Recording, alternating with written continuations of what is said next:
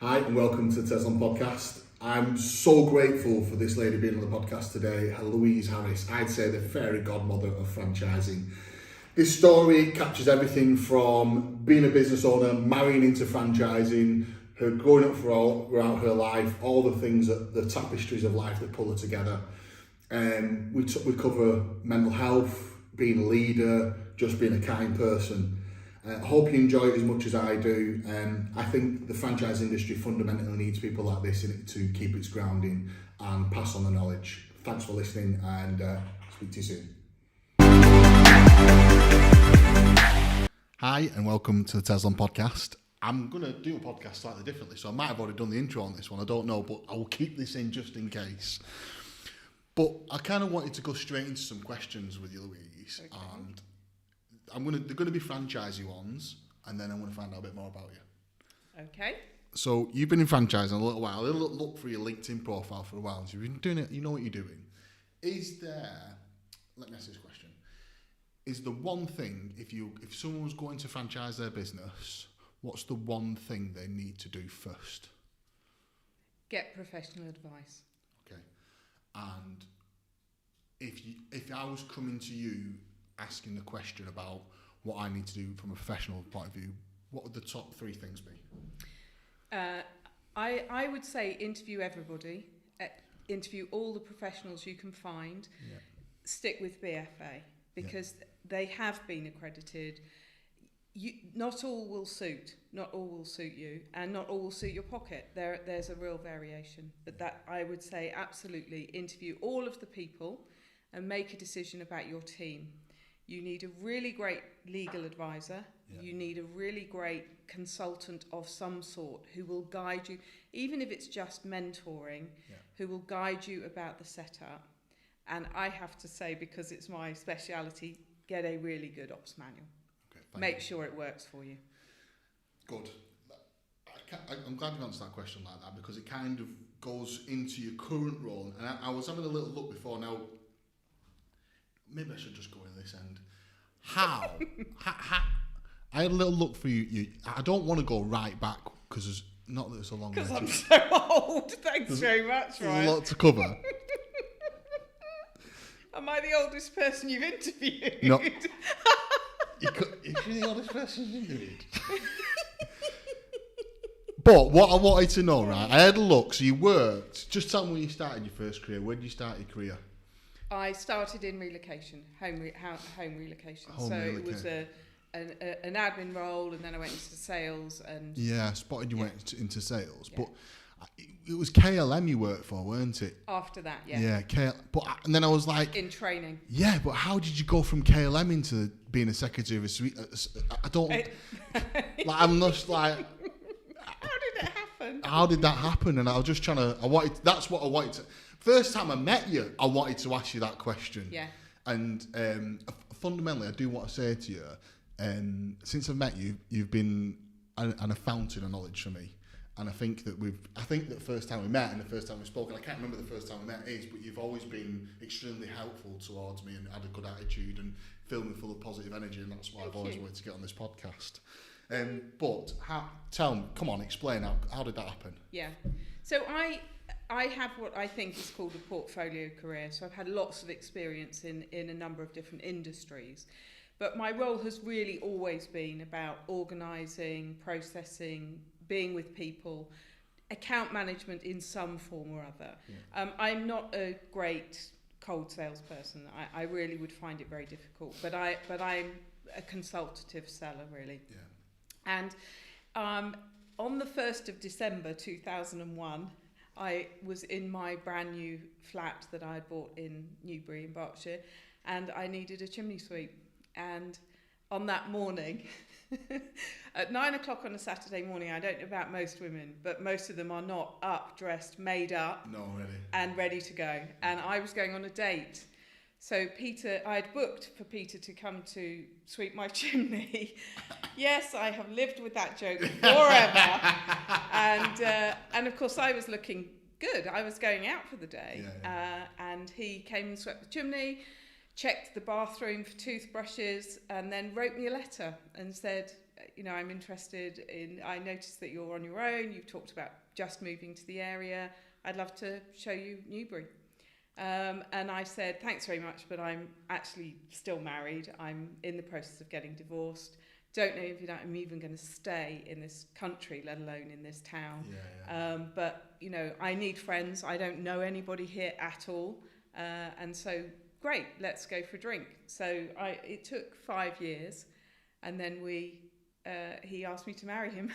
There was a little bit of stuff in between. But we didn't really go out. We went out, then we didn't go out, and then because he was very serious about, I was his target. He really wanted to be with me, which is really flattering. Relationships are so peculiar like that, aren't they? Yeah. But I absolutely wasn't ready to commit. I didn't want to break anyone's heart or get involved with someone. Is this because of your previous marriage? Which was actually the most amicable breakup. It was nothing traumatic. There were a few things, of course, that's why we split up. But I had been living in Australia with him, and coming back, I just was finding my feet in the UK. I was working in a serviced office. I had the best boss. And he gave me the building and the business and said, off you go, make it happen, which I did, which I loved. So it was my first experience really of running my own business, but on someone else's dollar.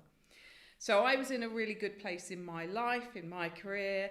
I was really happy, met Peter, and then he had always wanted to franchise. He had always thought that franchising might be an option to expand the business.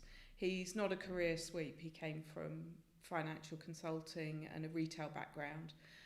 So he wasn't kind of, there's a really traditional sweep who's being taught by their dad and they just pass it down. And often they get stuck in this isn't a business mould.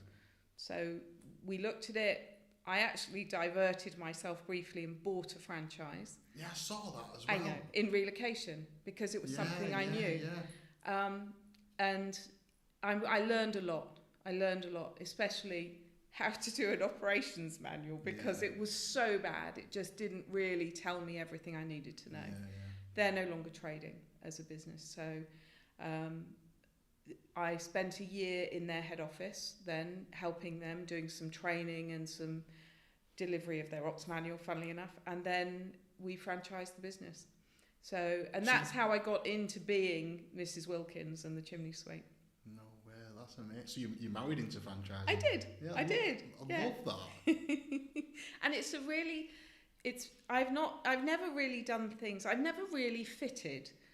In all the roles I've done, I've always kind of been the exception. So in KLM, I was an expat. I was the only expat in my team.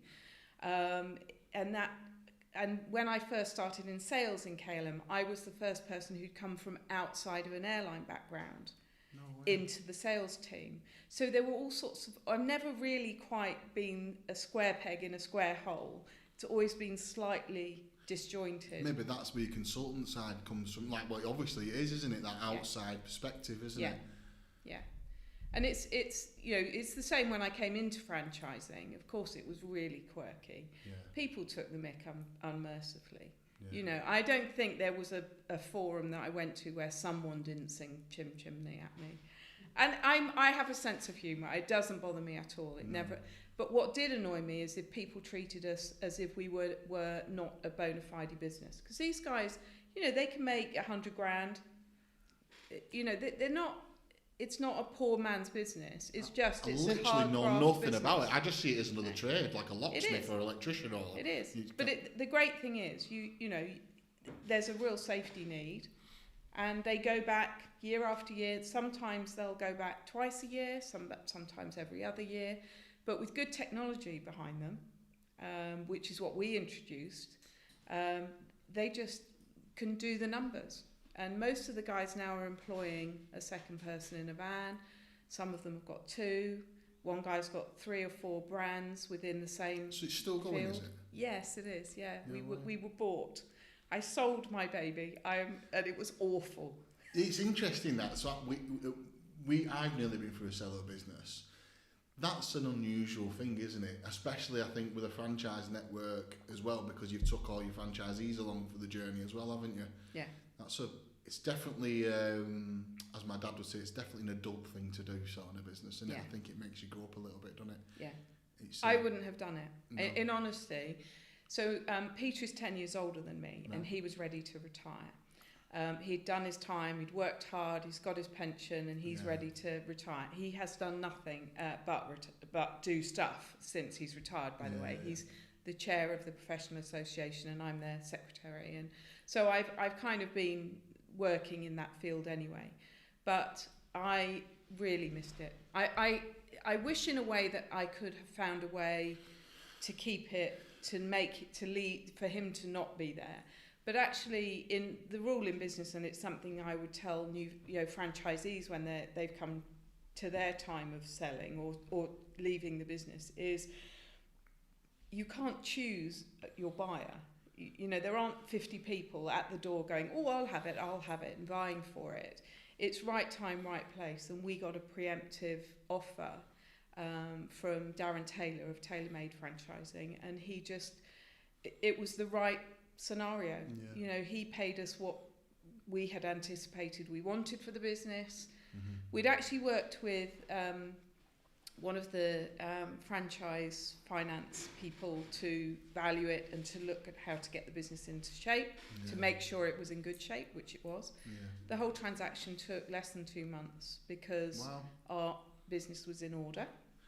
The ones I've done before, the one I've been involved in, it was just basically how many clients you've got, what does that contract look like, how many customers you've got, how long you've had them customers for. That's what it seems. Is that what you pretty much the same for you? Yeah, I mean, obviously you're selling a franchise network where you've got to make sure that all your contracts are in place. That's really important. That seems to be like the core bit, doesn't it? It is, yeah. I mean, we only had 15 franchisees, so they weren't going to be hours and hours of due diligence in that regard. But there's also the standard questions of, is anyone in debt? Is it a happy network?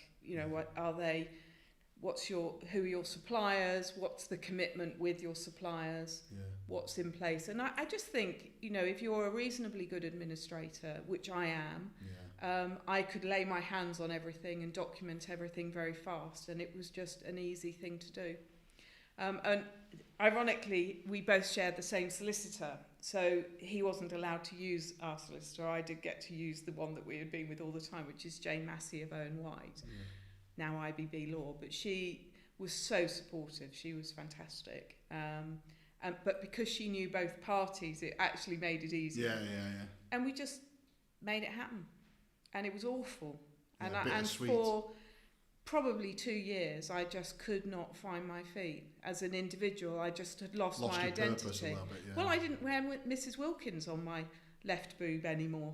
And it was really, really difficult. I didn't know who I was or where I fitted, and I tried to work with some other brands. I found my home a little bit at Easy Storage, but then kind of outgrew that because I wanted Nigel's job, and he owns the company, so probably that wasn't ever going to work. At Mathnasium, when I went to Mathnasium, which is where I do their recruitment now, but on a freelance basis, I really enjoy it because I'm my own person and I have one foot in the franchise camp, but I'm still able to do this other work as well. The other work is the ops manuals. Yeah, it's franchise projects. So I do, under that hat, I do a couple of other projects, which are, sometimes it's mentoring. I'm not a consultant. I can't do the full consulting bit. I just can't. I don't have the business now to look at a model and model it financially, identify. But I think if you approach franchising from the other end, which is actually start to write your ops manual, I find myself saying to some young franchisors, what are you going to do about this? And they go, well, we don't know, can you guide me? And then I'm pointing them to the right people to say, well, for example, I mean, the classics are HR and health and safety. They have no idea. They know what What's they that? do. Precise. I rest my case. They go, oh. So, I have some suppliers that we go out to, but they, I specifically, somebody took the mick the other day and just said, this is Louise, not the franchise consultant, but I really don't have that full spectrum. So I work primarily. I love to help people in the onboarding process, and in the manuals, working in the manuals, because manuals are just a turgid rubbish at the moment for most people, and I just want to make them valuable. It's a huge piece of work that people do. I feel like it's probably most time. I mean, after the franchise agreement's relatively easy. It's £10,000 going around the franchise agreement. Sorry to all the franchise lawyers for all the studying you've done, all the due diligence, all the hard work. That's about it. Yeah. I don't like that. And then I feel like the HR piece you can buy into a certain degree, so you kind of don't really need that. And then the ops manual, I don't know how everyone else has done it, but basically I got my whole team to write our ops manual. Yeah. That's how we did it, and just said, you do that, you do that, you do that, you do that. We'll check it all afterwards, and we'll just cross-reference it all. Yeah. And that's how we sort of built ours. I'd love you to look at ours one time. But yeah, that's how we did it. I would say from a business owner, franchisor perspective, it's definitely the biggest ongoing piece of chunk of work you'll ever do. Yeah. And continue to do. Like ours is updated probably every month. Yeah. Every 2 months minimum. But then you actually are probably unusual in that. Really? Well, because I see a number of franchisors and they will say to me, "Oh, we must speak to you, Louise, because we haven't updated our manual for 10 years." Okay. See, ours is on video. Yes. So we just. But see, this is the thing, right? When I joined the BFA, they said to me, "Where's your ops manual?" I said, "What's an ops manual?" And I went, "You mean?" And then they tried to explain it to me. I went, "Oh, we've just got instructions." And that's how we had ours, was just a series of Word documents and some videos. Yeah. And it wasn't until I put it onto one website and then it just got into chunks of different, then I called it the ops manual, and that's how it is now. Yeah. And that's how I believe it's supposed to be. That's how ours is. It's quite interesting because I used a template that we were given by our consultant, Clive Sawyer, and I worked with him. So he gave me the framework. Template's not the right word. He gave me the framework. Yeah. He offered to write some of it, but I can write. I know the business, and I literally went out and I followed Peter while he was sweeping, and I wrote down, this is what you do, and this is what this is how you make it happen. And it was a really intensive piece of work and really valuable, because I think one of the things that all businesses, so I have had businesses who I've done it for who haven't franchised, who still use their ops manual because they're multi-centre.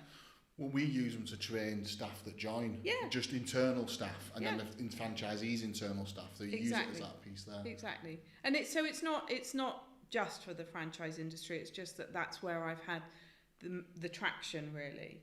But documenting what you do in a business quickly identifies that 2 or 3 people are doing the same thing, or there's a spreadsheet that you are all at risk because you're all using it and none of you really know how to lock it down, and actually there might be something that you could use that would change that.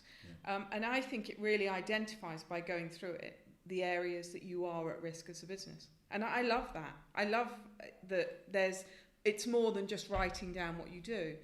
But there have been 1 or 2 people who said, "Well, could you write an ops manual for me?" And I think they genuinely think I will just go and say, "Okay, so you're a fast food restaurant in burgers, okay," and I'll just write it without any input about the job for me there is to understand their culture. Well, they've already shown a little bit of their culture by the fact that they're saying, "Oh, just go and write it." Which is nice to be trusted that much, but it's also that they don't really see the value in it. You haven't got a clue. They don't. Yeah. No. See, I did exactly that. I looked at it and went, "I'm not writing this because, one, I don't do half the stuff anymore, and I haven't got a fucking clue." And I was like, I want it wrote in my language, and then I wanted it doing by the team, so I just passed the book, so to speak. But at the end of the day, it was a better piece of work anyway. It was always going to be a better piece of work from our team. Yeah. But I do actually, now I'm speaking to you, I think I'm going to get you to look at mine. Just I think, what you've outside done, perspective is always better perspective.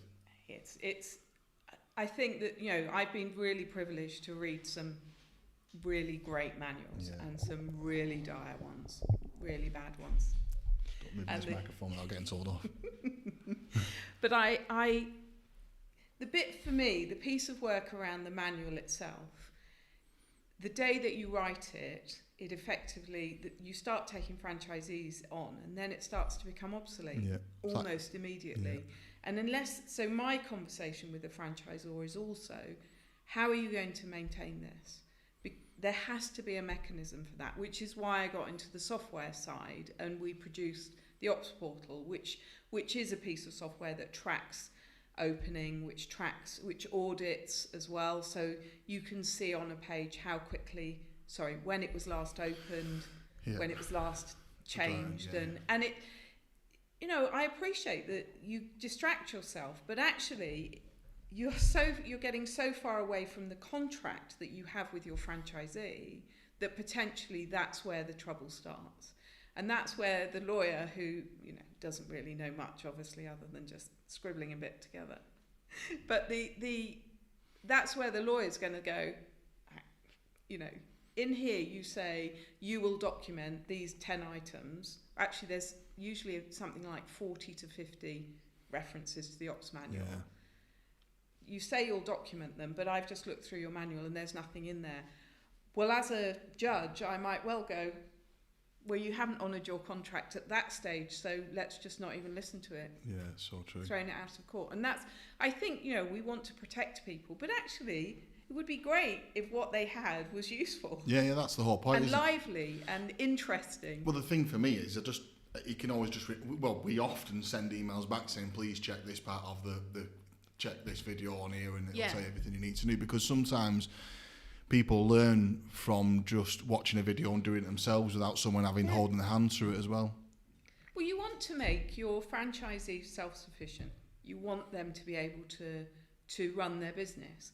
And you want the conversations I believe, the conversations I've always wanted to have with the franchisee about how can we grow your business? How can we make this better for you?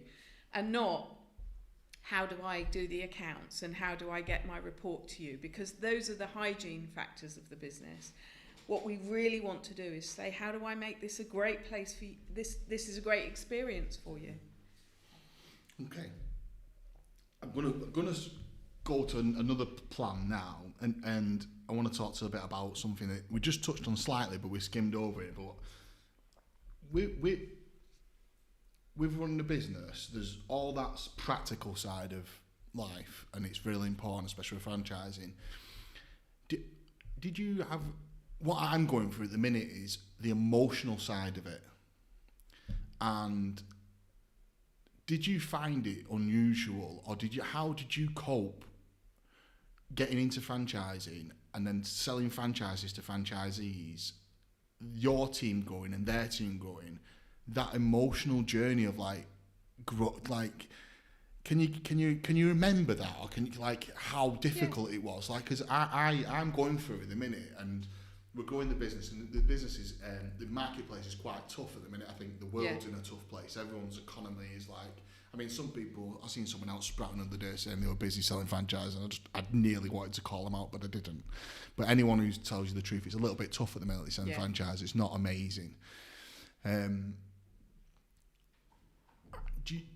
Can you remember any, or can you give any idea of how you might have dealt with? Can you remember any growth pains? Is probably the right word when you were taking franchises on, of learning to cope with their emotions. That's what I've learned so much about is I've had to reflect upon myself so much and my behaviour and learn more stuff about emotional journeys, because the minute you sell a franchise, the practical elements there, the operations manual, the franchise agreement, do this is how you do, but it's not. It's everything else that's involved. You become sister, mother, grandmother, counsellor, fucking everything else, don't you? Yeah. And can you? Yeah, and actually, this is a conversation that is had quite often when we used to have the face-to-face forums. Yeah. And it was the conversation that was not held in the room. Yeah. Which I have found hugely valuable, and as you know, you and I have had this discussion. Zoom's great. It's all really great doing that stuff, but you don't have the moment afterwards where you see that someone's really struggling and have a conversation with them. Yeah. but one of the things that I found is I knew what was coming. I knew that we were going to bring people into our business. And we had some terrible things happen to our franchisees, some awful things, nothing to do with sweeping, nothing to do with the business. And some franchisors, when you talk to them, will say, well, you're not their mother, you're not their you're not their mentor, you just have to shut it down and tell them to go get help. Yeah, I can't do that. And I can't. And I think, we're sentient beings, we want to engage. And part of the love of doing this is actually, to be honest, chimney sweeping is not my first love. What was my first love? Did you ever do this? I did have a go. Yeah. As Peter keeps telling me, I'm not a chimney sweep. But that wasn't. I kept saying to my franchisees, "You're not a chimney sweep. You're a business owner. Yeah. That's the vehicle." And so, for me, the conversation. What I quickly learned was that we had to get together regularly. Yeah. But I also put them into peer groups because for me, one of the challenges is that I'm quite, look, how are you feeling about that? Yeah. And they were all kind of hairy-ass guys going, fine. Yeah. What about it? Yeah, I'm going to yeah, almost. So I had to draw. They are in touch with their feelings. They are really great guys, actually, and still are. And I still talk with them, not at any great level, but they are human beings too. Yeah. And for me, I received such a lot of criticism, Ryan, for the way we set up, because pretty much from day one, we had a conference. Our first annual conference, 4 of us, 2 franchisees, me and Peter. Yeah. We had to invite lots of friends, and we had a great day, but it was about reinvesting. And then we had quarterly meetings. Part of that was because I needed the control. I needed to make sure people were okay. Mm-hmm. But by doing that, each franchisee was allowed to go to any quarterly meeting in any part of the country, and we'd just tell them when the days were. They had to go to one, and they would come and they would talk to each other. They had the water cooler conversations in the car park, chatting about the vans and talking to each other about the challenges of business. So I was able to get involved, but I was also able to hand some of those conversations off to their colleagues. So they created peer support. And I think that was franchising at its best, because we all say you're working you're working for yourself, not by yourself. Yeah. But it's not only about head office, it's also about having colleagues, and you're never going to love everybody. No, but you're going to find someone as a mentor. Yeah. And I think that's how I really dealt with it, was using the mentorship within the group, but being really careful not to go. So one of the things we had 15 franchisees, 5 of them were called John. And eventually it got to the stage where I was like, I really don't want to take anyone else called John. And 3 were called Mark. So we had, our name pool was quite small. But I found that if I kept saying, ask John, go to John, reference John, or there's a young guy, Adrian, who really flew as a business person. And he's got several other franchise models as well that he works with. And I would say, hold him up as the example. But you have to be really careful in a small group not to do that too much, because then and this ddidn't happen, but either they get big-headed and become difficult to deal with. So you've got to be equitable. Yeah. And that's, I think, being fair is really important. Yeah. But if you don't feel for a franchisee, if you don't feel when they are going through pain, if you don't respond to it, then why are you in this? Yeah. That was my feeling. You have to engage with your franchisee. I can't have that cut off. I just can't. No. But then it's like, the question I need to really ask is, how did you deal with that? Is there anything? So yes, I used Clive and Jane and Peter, of course, and we would just have a chinwag and having. I guess they would have been our non-exec directors, and in fact that's where we were moving. Is to have a team like that we could do. But I remember one of our franchisees tried to commit suicide, and I knew that I wanted to support him, and I knew that I was not going to pull the rug unless he wanted me to. and it was unsuccessful, Yeah. which was great. And his wife rang and said, we'd actually driven up to his location. We were in a hotel, and his wife rang and said, well, he tried to commit suicide, and we thought it was our fault, genuinely. And the first person we rang was Clive and said, what do we do? You know, just talk us through, what do we do? And he said, well, okay, from a legal perspective, this is the deal. This is what you need to think about from your contract perspective. But let's just be human for a minute. What's your gut feeling about this? And I said, well, I just want to turn up and hug him and say, this business is not, it should never be everything in your life. And actually, he just begged us, please let me stay in this business. It's the thing that's anchoring me. It's the only thing that's going well. I think work is generally people's most anchoring in them situations. But he just could not handle admin at all. So we found a way to deal with that. We found him an administrator.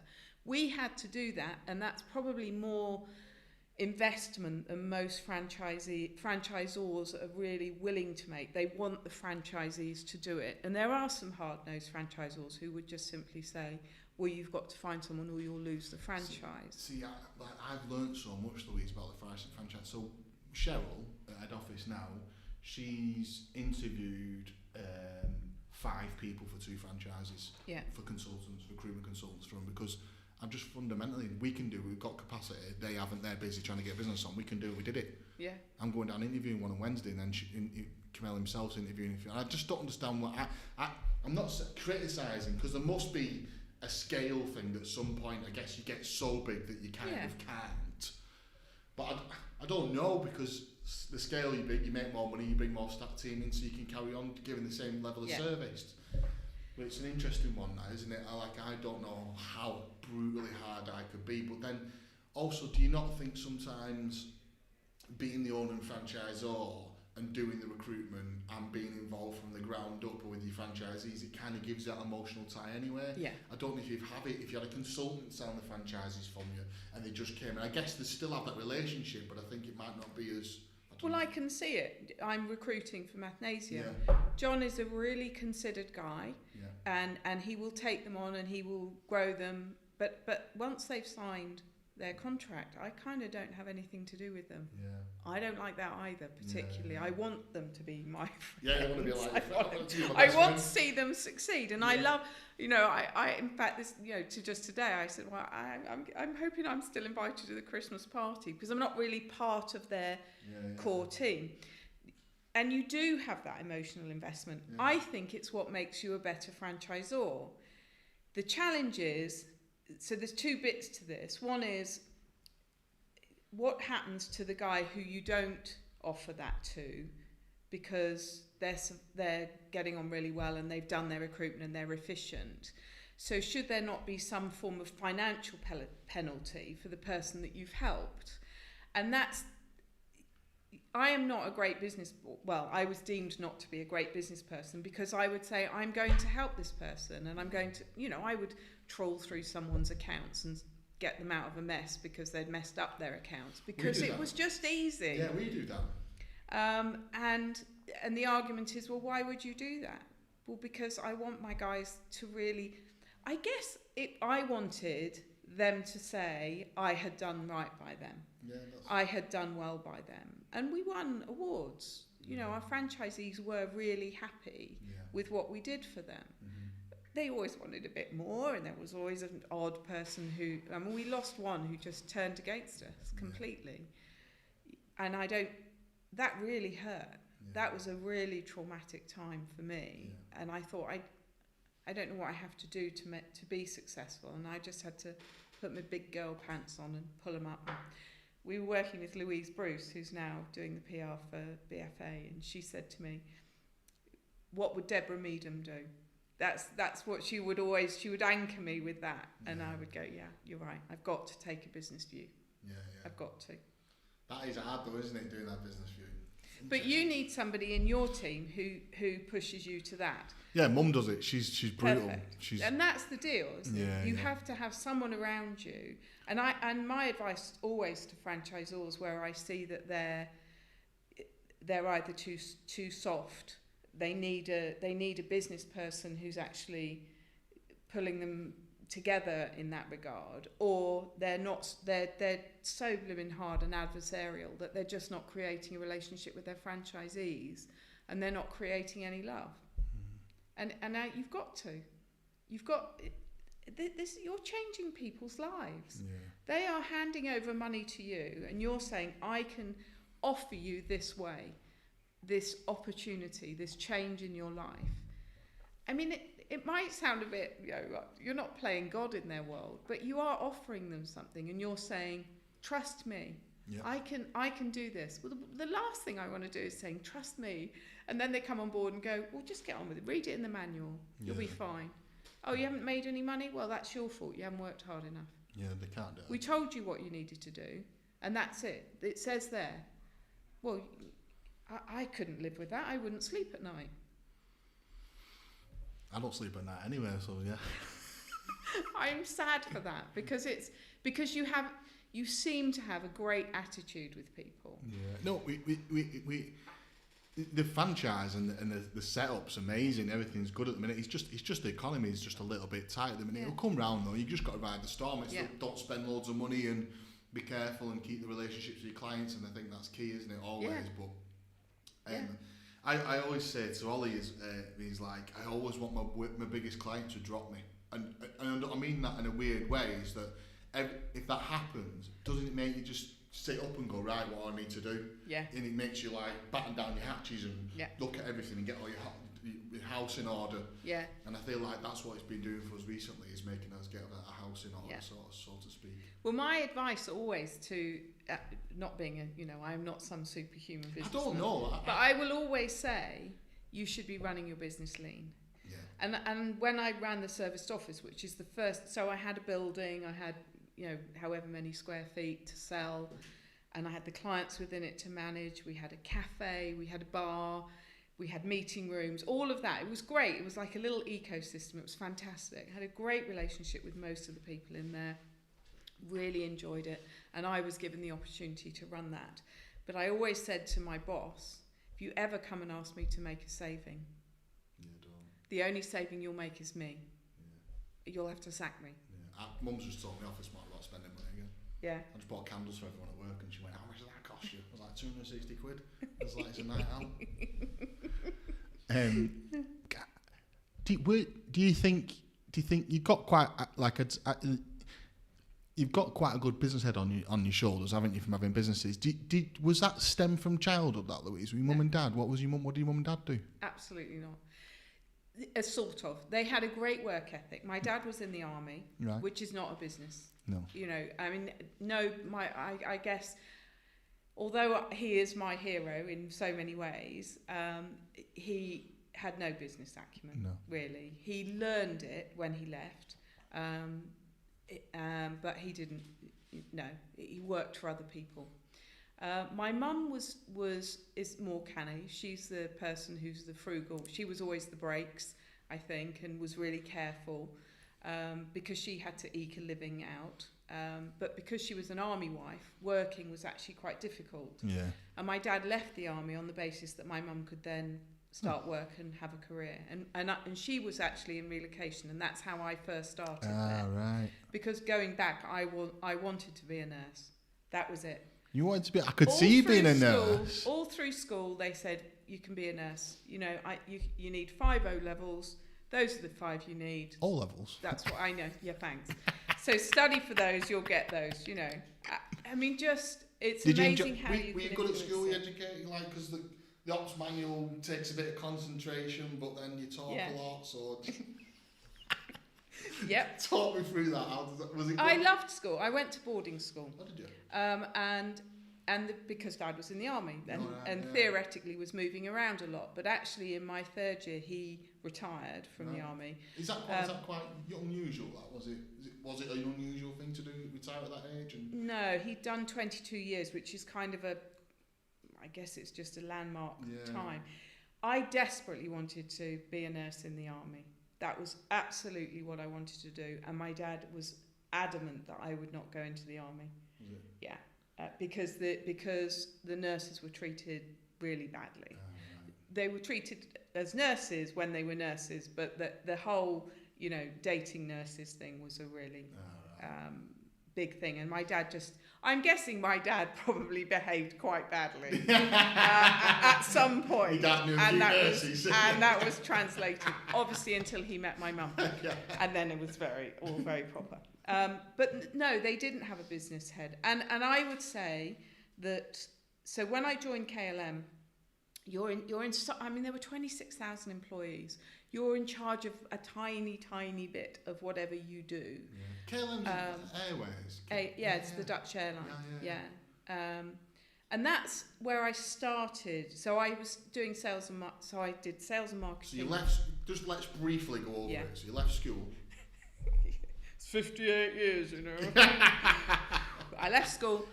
I left my boarding school and went to a sixth form. Okay. And found boys, because I didn't have any boys in my life. Oh my God, I didn't have brothers or anything. Everything just a complete bloody disaster.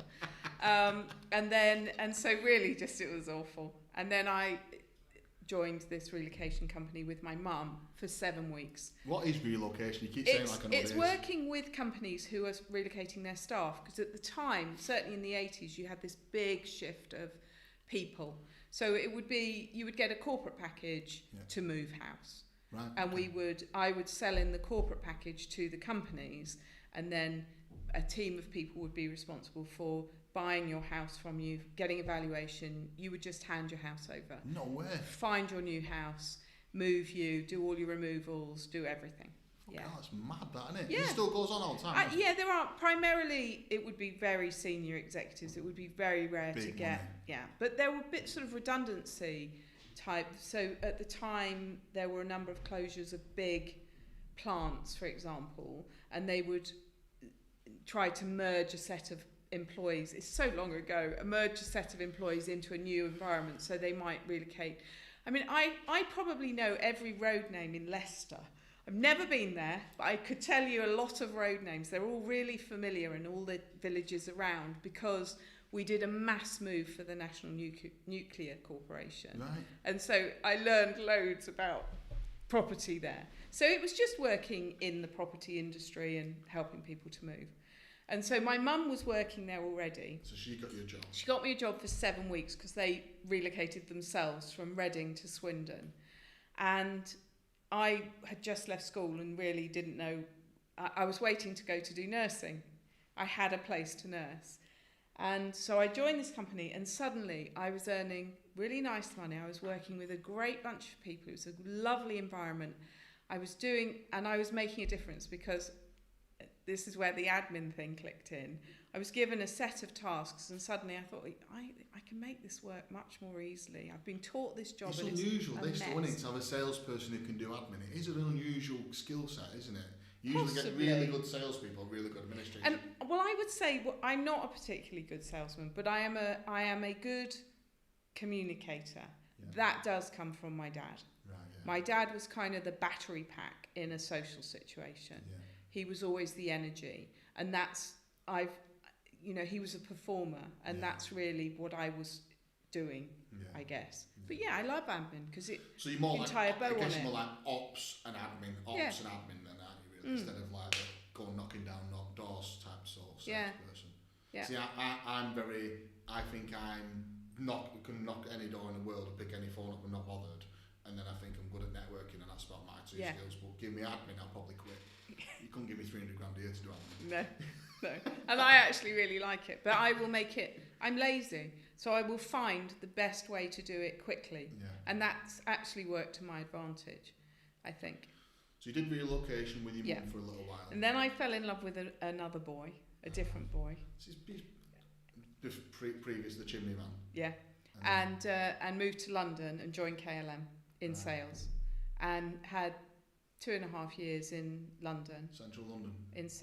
I worked out of Hanover Square. Oh, nice. And worked all that sort of territory and area. But I also got a bit of East London and Oxford or something. I mean, it was very random, my territory. But I had a lovely little Fiesta XR2i that I used to bomb around. Yeah. I swear to you, I must have got 1,000 parking tickets and speeding fines. It was great. Good point in life, though, that. Had a great time. Yeah, Yeah. And then was offered the opportunity to go to Amsterdam, to work in Amsterdam for KLM. Oh, nice. as an expat, and I worked in their training team. Oh, right. And again, all the training team, Dutch, Louise comes in as this expat English person, paid, I was tax-free, got an expat salary, worked like a dog, moved to Amsterdam, didn't spend longer than 2 weeks there. But you can see now, can't you, reflect on why you're good at ops and stuff, because that first job that you had to relocate people. It's like, right, okay, what do I need to do to sort this out? Yeah. And that's what that skill set is, Yes. isn't it? Yeah, I'm definitely a problem solver and a project manager. I can, my family always called me Miss List, because I will have a list on the go all the time of stuff that I need to get sorted, and I work really well with that. Well, that's just time management of however you do it. So I went from KLM. I lived in Amsterdam for 4 years. I bet that was amazing. It was really a stunning time. It's a nice city, isn't it, Amsterdam? It is really lovely. Really nice city. But I was travelling all the time. I've been on stag do's there, and I've done the family thing there, and I've both enjoyed most of them. Yeah. It is a lovely city, and the Dutch are just great people. Yeah. I speak Dutch, and I'm quite fluent after a few drinks, but it does take me that. I'm a bit shy about speaking it because the language of the airline is English. Right, yeah. So I trained all over the world, taught all over the world, which was really fantastic. Wow, Spent a lot of time in the Middle East, in Dubai. No way. Went through India, a lot of time in the US when What KLM were you or getting Kenya trained Air. in? You're just getting trained in different various things? I was training sales and marketing, and then I learned about experiential education. How old were you then, Louise? I'm just going to ask you in my mid to late 20s. And how did you deal with that, like personal relationships, boyfriends, friends, social aspect? Because I've had people in the 20s that join me, and like I say, can you go and do something for me in Reading? And it's like I've asked them to move the fucking world. Yeah. How did you were you cool with that? Because I feel like some people really struggle. Like I get sometimes people that work for me and they get a funny face on me because they get home at 10 o'clock at night, and I'm like, there's a big fucking world out there. Yeah. How did you deal with that? I don't know. I'm guessing that is also a parent thing. My mum would travel, my dad would travel for work. Yeah. That we'd lived in Germany when we were kids, so it never really fazed me. No. I live in Hungerford in Berkshire, and I was at that time living in Hungerford. Mum and Dad had just moved there, and working in Swindon is 19 miles. Yeah. And the people in the Swindon office were horrified that I would commute. Yeah, what the fuck is wrong with that? I don't like. That was a big deal, and it is. I learned when I started dating again. As I got older, what I realised is that not everybody has that same breadth of thinking, that they would think that was just horrendous to do, 5 minutes travel. I agree, it's just... Like, I'm not bullshitting you now. I have gone and done pictures, driven to London, done a picture and come back in the same day, and I've not blinked. Yeah. Like, it's just whatever. Yeah. You have someone else to do that, and it's like the fucking world's ended. Well, people are horrified I'm doing this. Yeah. After I've driven up to Southport, it's taken me 4 hours. Yeah. I'm going up to Glasgow, I'm going up to Edinburgh, and then I'm going to drive home. Yeah. What? Wouldn't you need to fly? Wouldn't you need, you need to take a week? And, no, really, I don't. Yeah, I don't. And we have a house in Spain, and I flew home for the BFA forum for a day, and people were horrified. What, just for a day? It's not glamorous. It's just that I do it. I used, it was an opportunity and I wanted to take it. Some skills built there though by travelling the world and just doing different things. Yeah, I'm pretty comfortable to talk to anybody in any environment. You're definitely a voice in the BFA meetings anyway. Yes. I'm uncomfortable with the fact that I'm often picked on. So what I find is it makes meetings a little bit stressful because I feel like I have to come with a question, and they're often complete rubbish. But I have to ask something because I'm going to be targeted. But I feel like it's because those BFA meetings, everyone's scared to death of saying something, aren't they? But once they get, I've not been to one for just circumstance. I've been busy. Yeah. But those BFA meetings are a fountain of knowledge, and I try and say something myself. Yeah. because it gets everyone else talking once you say something. I think everyone else is just petrified of saying something, and eventually when you talk, it kind of triggers me, and sometimes I talk and I feel like it triggers other people. Yeah. Forget about BFM, boring. It's boring. I want to get back to you again. I was just getting good now. So I went to Amsterdam. Yeah. Lived in Amsterdam, and then I met another boy. Fucking hell. Is he a Dutch boy? No. I dive. I scuba dive, and I went on a scuba diving holiday. How the hell did you get into diving? Oh, it's the best sport. It's the best sport to do when you're travelling all the time, because it's the one thing I could just go away from all the people that I was travelling with, or the classes or anything, and just go out, get my aqualung on, and go with local dive school, and I was safe to go diving. It was fantastic. How who taught you that? I joined the British Tub Aqua Club. Right. I learned to dive in Charing Cross Hospital swimming pool in Fulham. Yeah. And loved it. Really loved it. It's I love swimming. I love being underwater. I really, really enjoyed it. So it took me everywhere, and I met my first husband diving. In fact, I got lost on a run, and the people I was with insisted that when I went running next time, I had to take him with me. So we just got talking, and that's how we met. Running, as in going for a jog. Is there any go-tos for looking after your mental health, Louise? Is there anything that you any go-tos? I know recently that you've had a struggle at the meet. I don't know if you want to talk about it or not. I don't know the ramifications of it. I just hear Gemma actually told me. Yeah. And I was just wondering, has there been something that you go to most of your life?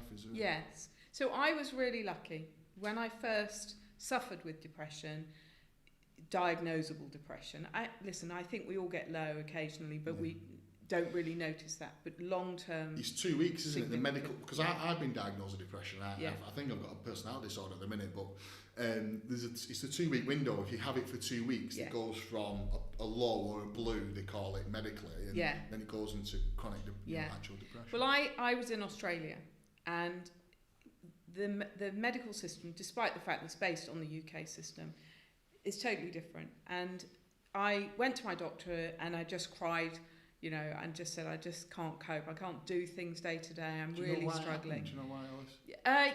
It was really around my relationship. It wasn't breaking down, but I just didn't feel fulfilled. I wasn't working. Yeah. And there were a number of other things. I was a long way from my family. Yeah. And I am a family person. My roots are anchored in family, not a physical location. It's people. Yeah. And do you not think? I'm going to dive in all of this because there's some things that's going on with me at the minute. Sometimes when you're feeling low, you don't necessarily need to tell the people you're around, but just being around family or some people can help. You don't actually have. You might not even tell them. Yeah.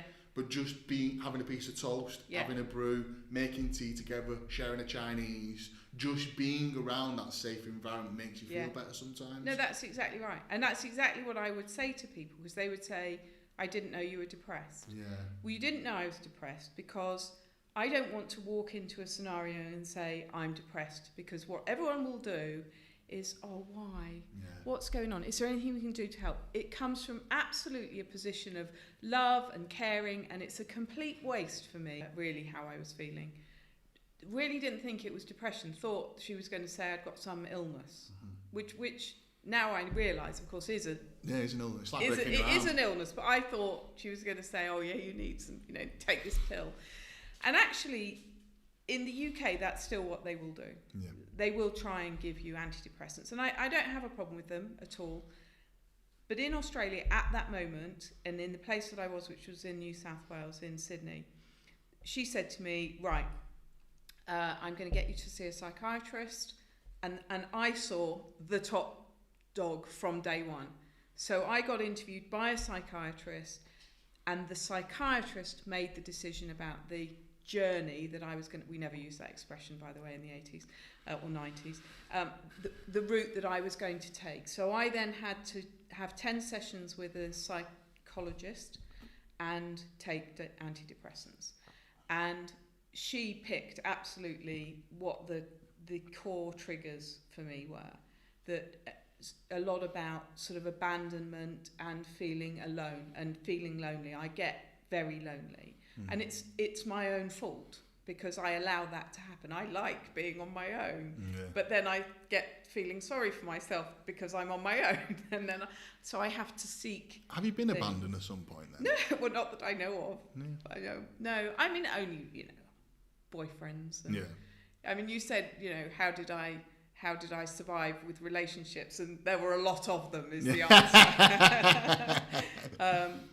But then I met David, my husband, and we were married for 7 years. But I had left him by then and left him in Australia because I had been away from the UK for a long time. Yeah.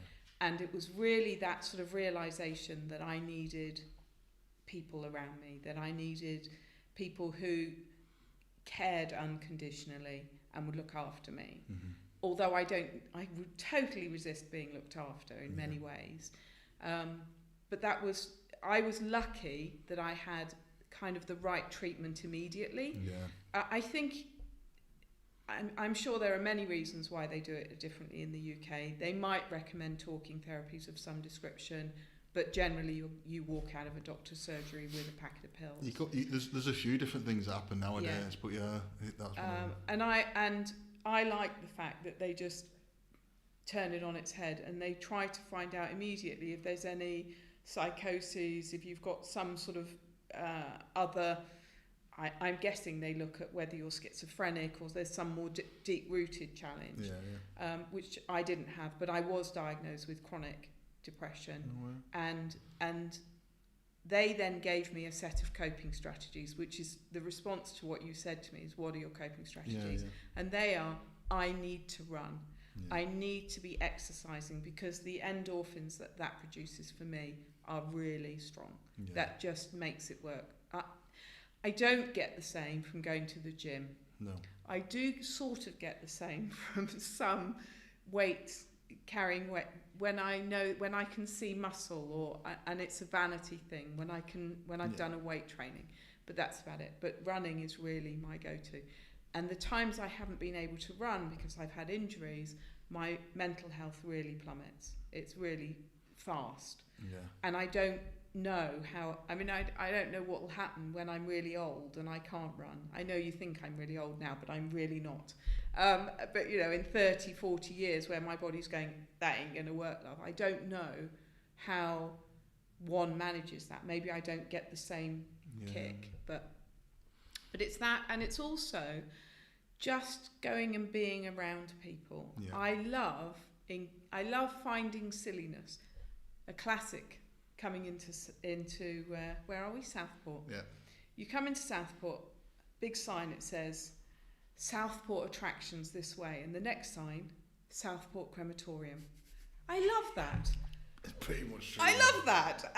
And then the next sign you see is Southport attractions, and alongside is Southport crematorium, and I'm thinking, must be great fun there. I must go. It's retirement village anyway. And I love seeing little things like that. I love the silliness, and it's why it's actually, part of the joy with my husband is that he just revels in the silly stuff too, the little things that are the quirkiness. He rang me to say, I've just typed the word competency, and the man on the BBC said competency. Totally random, but I love those little vignettes of life. Those are the things which keep me going. The conversations with the person on the street, the kind of looking after. I like making new table neighbours, I call them. I love that. It does give those are my coping strategies. And sometimes I will immerse myself completely in work, and sometimes I will phone somebody randomly and just say, how are things? Because what I'm really saying is, I need to talk to you. I need to talk, but I won't say I'm ill or I'm struggling, because the response back is not what I need. What I need is a conversation that takes me out of it, lifts me in some way into another dimension, and reminds me that actually I have a really good life. It's all pretty good. There is nothing horrendous in my life. Practice. Remember to be grateful. Yes. I got. You'll probably disagree, but I got a hand tattoo. Last week I was having a particularly bad day, and I was just like, I need to do something. So I left work, had a bit of a cry, got very, very lonely, and I get that abandonment, and went and got my feet done, so pedicure, and then had a massage. I texted every tattooist in Southport and went and got a tattoo because I just needed to fucking not be here. Yeah. And just not be around my missus or the kids or anyone else, and just kind of do my own thing for the day. My coping mechanisms is, you know what, right? Running was a big one for me, and I'm actually going to start running again now that I've spoke to you, because it does. It's probably the only thing. It sorts your guts out, and it also sorts your head out as well. I know it sounds ridiculous, but it kind of gets you all your system going again. Cold water therapy is a big one for me. I did counselling for years. Can't see my counsellor a minute because she's going through something at the minute, but yeah, running's a good one. Cold water therapy is a good one. Breath work's a good one. Yeah. But being around shopping's also a good one of mine. Yeah. I like shopping. Yeah, it's fine if you've got money. Yeah. I will try and get some. I'll say, Mum, give me 200 quid. I need to go out. Yeah. Just go to Zara and spend all day at Zara.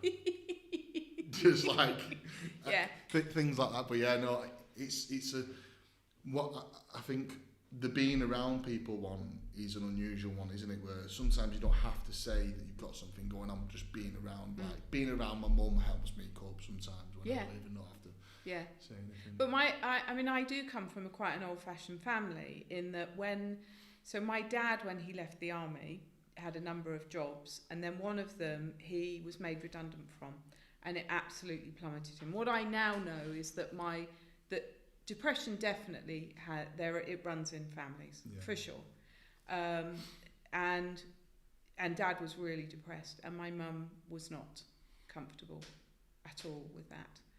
She now, so my dad died in 20, and she is really depressed, but she will not acknowledge it. Oh, I do feel a little bit low. She won't put into action any coping strategies. Now, she couldn't run. I mean, she's 81. She's never run in her life, but there are little moments where I can see she's cheered up. But there's a bunch of family stuff that goes on which brings her down, and I can't change that. I can be there and not let her anywhere near a revolver. Grief is all-consuming, though. It really is. Yeah, grief. And it's not for me to say it's wrong. And that was, I still grieve for my dad because he was that energy. He was that person. I didn't go and say, Dad, I'm having a shit day, ever. But I would turn up, and he would know, and we would just do something. We would just go and be kids and stupid and do stuff. And I miss him. I miss him for that. And it's such a big gap that actually I either fall into that and just lose myself in that, or pull myself out, which I hope that I do. Yeah, fucking hell, Louise, you're in my head right now. That's what I do. I miss my dad so much. Yeah. But I've missed him for such a long time because he was so poorly with Parkinson's dementia. I just remember the guy that tells me to rip up trees and fucking no surrender and there's blood in the water, and that's the guy that I gotta fucking remember. Yeah. Because I miss some conversations, a void that's never been filled. Yeah. And it's I find myself drawn to people, to old guys. I mean old men, really. Because I love their stories, because I miss that in my dad. I mean, is that not a boyfriend thing? No. Don't tell Peter. But I just talk to them. We'll just edit that bit out. Yeah, thanks. But I just find that I want to hear their stories. I engage really well with old men. I miss the granddad. I feel like having conversations with older people, you can tell they're empathetic. The world's such a hard, tough place. By the time you get to that age, talking to those type of people, they just put everything in perspective, don't they? They do. Yeah, that's right. They put it, but and I'm 41 now, and I see people in their 20s, and what's so fucking important to them, I'm like, mate, you've not got a fucking clue. Yeah. It's not important. None of that's important. It's really embarrassing for me, because what I really want to do is and it's a totally emotional response. If I see a dad and a daughter out having fun, I want to go up to the daughter and I want to shake her and say, grab on every last second of this and cherish it and ask the questions you want and hug him as often as you can and never be horrible, it would still be lost, because we know as adults, we know that we should do that. We know that we should cherish the moments. We know we shouldn't piss it away. But we don't, because we think that time's... I mean, I was lucky my dad was ill. I was lucky because... And it was during lockdown and yada yada. So, you know, there were real benefits for me of that time, because I got to say the goodbye as it was. Yeah, I was the same. My dad passed away, I think it was last year, maybe a year before now. Yeah, it's a year since that passed, so yeah. And he was poorly for quite a while, so I got to spend... I don't think he understood really, but I hope he did. He went nil by mouth for a few days, so I think I got time to say goodbye. But with Tom, it was completely different. Tom just took his own And life. that's just such a shock. Yeah, that was a different ball game. But I'm the same when I find it fucking so painful sometimes when people say, I did this for my brother at the weekend, or I did this for my sister. Like, Jem triggers me quite a bit because she's always doing something with her sister, and I don't let anyone know ever, because and sometimes it doesn't bother me, sometimes it really does bother me. Yeah. But yeah, I think going back to the elderly thing is people when they're older have been through all this and they've lived and healed from it to a certain degree. So that's when you're older, like, fucking none of that matters. Yeah. Don't worry about it. None of that bullshit about how you look or whatever this is. None of that matters. Just be kind, be empathetic, be sympathetic. The world's a tough place without all that bullshit in between it all. But I've had a quite charmed life. I had grandparents until I was in my 20s, a full set. You know, I mean, that's unheard of. Because my parents were young. Yeah. And so I've been really lucky. But actually what that means is I also didn't suffer loss. You know, I was 55 years old when I lost my dad. That's 55 years of my life, over half of it, that I had my dad in it. Yeah. And I didn't... of course, there were periods of time where I hated him and took him for granted and all of that. Yeah. But I don't think it's any worse, but I never learned grief. I never learned how to deal with it. Yeah. And I didn't expect it to floor me the way it did. Yeah, it's fucking crap. I just never describe it, and I don't really say this out loud, it just took all my happiness. It did. It just grabs and took it all. And you can't feel happy. No. Everything is muted. Yeah. And it's taken a long time. I don't think I'm really 100%. If you see a grief counsellor about it, sometimes you see on Instagram and Facebook and stuff, is usually a glass jar with a stone around it, and your jar's very small, and then over time the stone stays the same, but your glass jar gets bigger and you live around it. And it is true. It is true. And sometimes I want to revisit it, and sometimes I don't. Sometimes it captures me and I don't fucking want it to. And then sometimes I'll go back and I'll deliberately put a song and I'll spend some time. It's quite nice because the trip to the M6 now passes the crematorium, because Mum's still got Tom and Dad's ashes in a cupboard at her house. So that's another fight I'm going to have one day. But I'll stop at the crem and I'll just drive. Sometimes I don't want to, but I'll stop and pull in the car park and I'll have half an hour cry. And sometimes I'll just drive off and think, fuck that, not today. Yeah. But I think what I'm trying to say is you learn to live with grief. I don't think it becomes easier. It's just another thing that you have in your life. Yes. It's just another thing you have. And I don't cry. That's the. I mean, I do. I might start to lose it, but I am so buttoned down about it. I always have this vision in my life that at some point, and it'll probably be the most embarrassing day, you know, where my performance is critical, I will just burst out. That'll be it. It'll be gone. And I know everyone will be going, oh my God, what am I going to do? She's gone. The snivelling wretch. Because I don't ever, I mean, you know, even in crisis, I just don't go to pieces. Yeah. In crisis, I'm better in crisis than I am anything else. Yeah. Like little things that fuck me over. Yeah. Crisis and fine. Give me the biggest problem. Yeah. Give me all the big problems. All the ones that make everyone else's life fall to pieces I can deal with. The little ones, fucking keep them to yourself. I don't want them. I don't want the little things. It's true. So I did, at KLM, I learned about, touched on it briefly, experiential education, which is, you know, I've always described it as, here's 3 barrels and 2 sticks, now get across that river. Yeah. You know, it's that kind of outdoor big education. And I did some with the managers in KLM. And these are supremely, not arrogant but self-confident individuals. They think they know it all. And you break someone down because you make them really tired, and you wear them out, and you make it so that they haven't got any food and they're really like on their last. These are people who are used to wearing suits and being in control, and you take everything away from them. And then you say, now you've got to, as a team, get across that river, and it's going to be really tough. And I love the learning that they take from it, and the mirror that they shine back at themselves and go, I was an arse. I really didn't listen to that, and I don't know why I shouted him down, and all of that. So it was great learning. And then when I went to Australia, I worked with Outward Bound, who do experiential outdoor education, and I worked in their corporate programs. And I worked with, I actually had the opportunity to work with ASIO, who are the Australian spy network. No way. I became known as Scully from Mulder and Scully. I don't know if that still even exists in your head. X-Files. But I worked with a practical instructor, so doing all the kind of carabiner rope work stuff. And I did all the facilitation of discussion.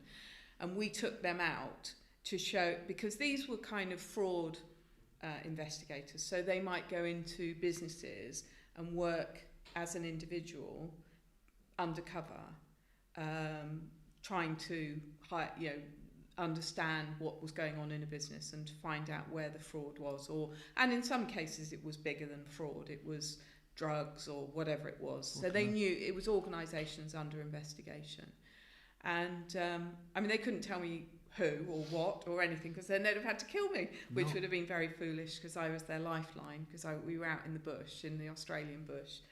And it was fantastic just watching people. I love that process of watching people change, and that's what I get in franchising too. You take someone who has never done that thing before, and you give them that skill, you give them that opportunity, and they, for the most part, thrive, and they grow with it. What I love then is you say, so on the other side of the desk, referencing, make a change in your life. Oh, I can't change, I'm too old for that. You've just learned how to run your own business. So you do all of this stuff, and you're telling me you can't make that one change. Of course you can, you're choosing not to. Yeah, of course, 100%. But so that whole, and I went on expedition also for 3 months to Guyana with Raleigh. Those are things which have really formed me. They were, and again, I was not part of the mainstream. So when I went on Raleigh, I was older than all the venturers, so I was kind of. Why did you go into this? I was on the tube in London. I was living in London in Chiswick, and I was on the tube, and it said, and at the bottom of the tube it said, "Is your life going nowhere?" And I thought, yes. I was doing sales for KLM. No, I wasn't. I was actually working in relocation at that point. Is your life going nowhere? And I thought, yeah, I don't know what I'm going to do with my life. And I bet you could experience this and have a new experience. And I just signed up to do this 3-month expedition. And it was fantastic. It was really a huge learning curve, but it's something that I've really took with me forever. It's carried with me forever. So I think I crave those big experiences. Yeah. So I did that, obviously various things. I ran the New York Marathon. I am not really built for distance running, or running at all. I ran the New York Marathon. I like to have those sorts of challenges going on in my life. And that's why you like doing the ops manuals as well, won't you? Yeah. It's kind of a big, I can make this happen. It's a big challenge. It's inspiring, that, isn't it, though, to be able to just go and grab these sort of things and go for it. A lot of people won't do that. Yeah. Well, when my ex-husband David said to me, "Oh, I really envy you. You're living in Amsterdam, and I really want to live and work abroad." And when people do that to me, I say, "Well, you can." Yeah. So why? You have to differentiate between what's a dream here and what do you really want to do. That kind of bit me on the bum, because he then decided to apply with his company to move to Australia. So I had to follow him there. Fair enough, it was my fault. I thought he might choose to go to Canada or something, which is a little bit closer, but didn't matter. We did it. and it was a long way away. Yeah. And I went to Australia and lived there for 6 years, so it was really good. Good fun. Have you got any kids? No, You never had any children? I have 3 stepchildren. Right, okay. Yeah. From David or from the new? No, from my husband. And I have 5 step grandchildren, Wow. granddaughters. Yeah, I would like to have had kids, and it's not a regret because the time was never right. And I think for me, children need 2 parents. They don't necessarily have to be a man and a woman, but you need 2 people because at some point you need a break. I've seen it with everyone. You know, Sabina particularly is really involved. My stepdaughter, she works really hard. She's a model and she just is really working hard, but she is very involved in her kids' life. But I love that every now and then she goes, "Oh, it's so great. He's got them tonight." Yeah. That's a really human expression. I love that. Yeah. But so I would love to have done it, but the timing was never right to do that. So, but I'd like to have had them. Yeah. But now I don't really like children around. It's a joke in Mathnasium when the franchisees say, "Why don't you have a Mathnasium?" Well, because I'm not very good at maths and I don't like children, so I think the two together. See, I've had kids, and this is a big discussion, but yeah, it's a tough one having children Yeah. or not having children. Both is tough. I think. I think they're both equally as tough. Yeah. I don't like other people's kids. I went to caravan site the weekend, just wanted to kill everyone apart from my own kids. Well, it's true. They're the loudest, aren't they? And Yeah. they're and you can at least say to your kids, you know the triggers, don't you? You know the bits where mostly that you can just shut it down. Yeah. But you can't do that with other people's kids. No.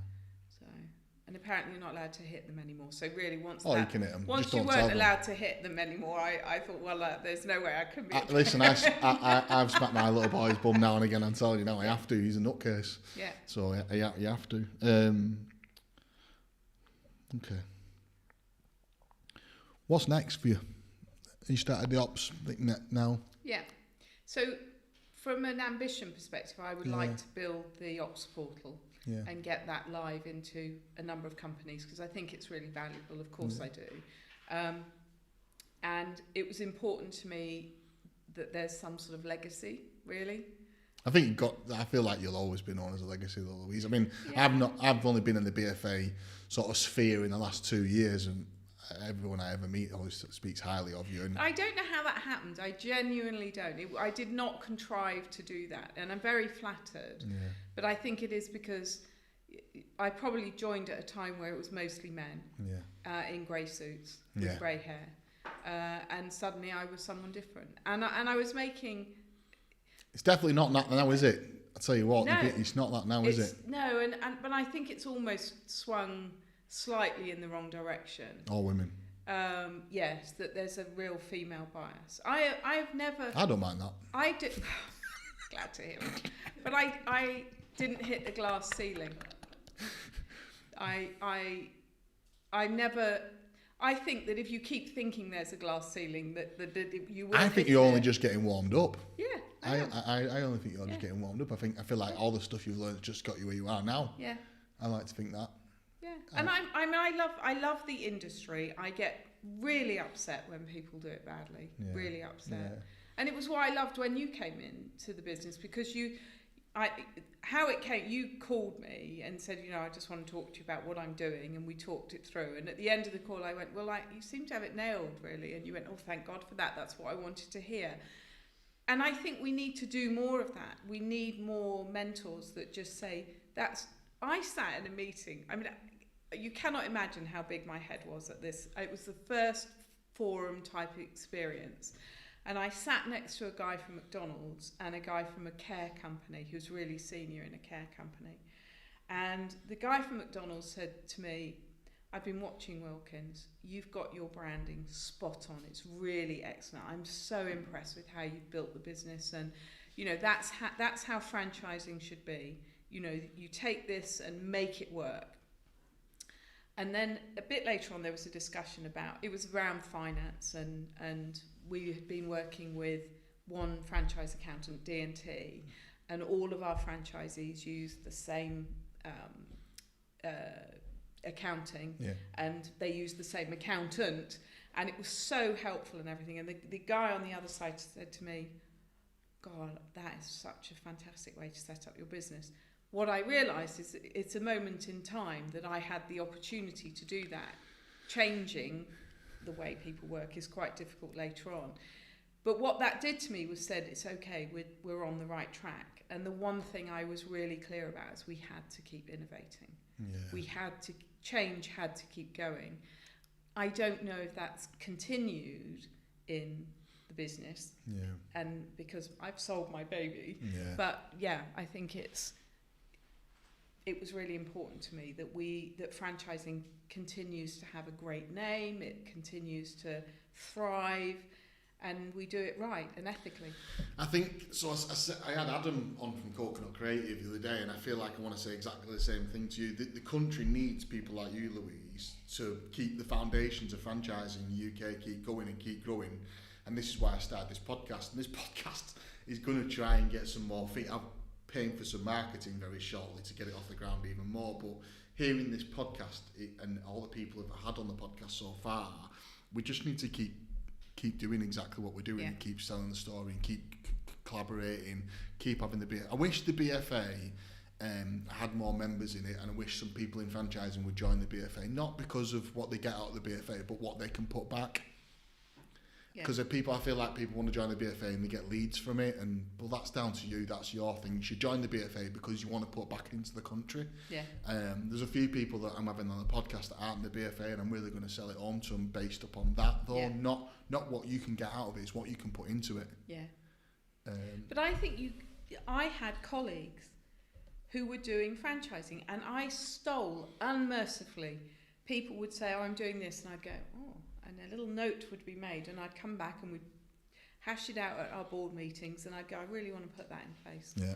Well, let's do it then. Yeah, I've done it. And there, we can learn from each other. Yeah, but you're not necessarily getting leads. But what you are doing is, I used to get fantastic amounts of free, really good advice. But this is the thing, right? This is why there's no competition, so to speak. I mean, it's a bit hard in the domiciliary market, but again, at the same time, you're choosing your brand. As long as you've got a strong brand, and it's down to, so that you can have, me and you can have the same lead come in, and it's down to them fundamentally who they pick. It doesn't matter how much my pitch is and what I've got to offer and how good your pitch is and what you've got to offer. They fundamentally decide who they're going to buy from based upon the brand, the ethos, all them people. The people. So there's no point in not collaborating together, because we might as well all be very good and then let the people decide what they want to go with. Yeah. And then the franchising sector has got a really good brand name for itself, is a valid opinion, is something that universities talk to people about, is something colleges talk to people about, is something that's on the news and is publicated by the government. It's something that's known more. And it's a professional thing. I do eventually think, hopefully, get licensing a bit like, I don't know the American laws, but I hope there becomes a bit more rules around it would be really nice. Yeah. I'm fully up for it. I know it's a pain in the arse, but I'm fully up for it. I think regulation is actually. I like it, but then I'm a process person, and I'm not a process person, but I'll get someone to do it. Yeah. Well. But you get what I'm saying to you. I feel like it needs to be there so that people feel more safer about doing business with it. Yeah. I think more rigorous. People are critical. I guess when I joined the BFA, I just thought, well, they are the only association, and it must be good. And I got loads from it. And I have always felt like, don't stand on the outside and throw stones. Yeah. If you don't like it, come in here and change it. Yeah. I think the governance of it was so unwieldy at some point, which is good. Why they've whittled it down somewhat and made it easier to move. And I think that their job should be to shout more about franchising, or to give us the voice to shout about franchising and help guide the spread. So the 6 degrees of separation, really help make that work for us. And I think that that's their role. I believe that that's their role. But it isn't to find me business and find me franchisees. My job is to, as a franchisor, is to, you know, ruffle my feathers and Pay for look my advertising and fantastic get it in. people in. Yeah. Go to expos, pay for advertising, do my own marketing, hit social media and do it myself. Yes. Yeah. And you're a good influence on that. I mean, I've seen one or two people like Ryan at We Love Pets. Yeah. You know, who's really seen that you can make a difference by upping your social media behaviour. I think it's just a window or opportunity to share what you do. I don't understand why people don't. Mark, people spend time on social media. It's ridiculous. Yeah. Especially now that you've been your phone in your hands. Yeah. Okay. I'm going to try and wrap it up because me and you could talk forever. I've got to drive to Scotland. I really appreciate you coming on. Thank you for sharing some of your personal things with me, and thank you for talking about the franchise industry. Thanks for coming on. I appreciate it. Thank you very much for having me.